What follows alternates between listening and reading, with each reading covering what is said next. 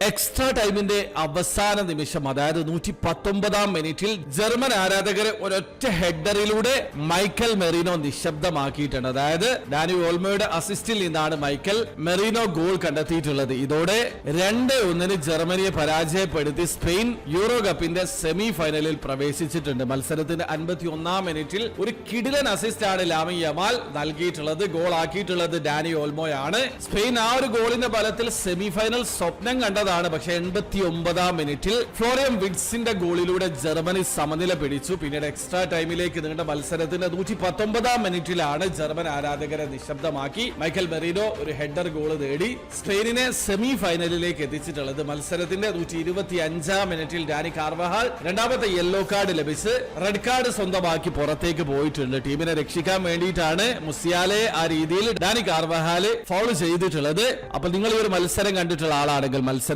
കുറിച്ചിട്ടുള്ള നിങ്ങളുടെ ഒപ്പീനിയൻ തീർച്ചയായിട്ടും കമന്റിൽ അറിയിക്കാൻ ശ്രമിക്കുക.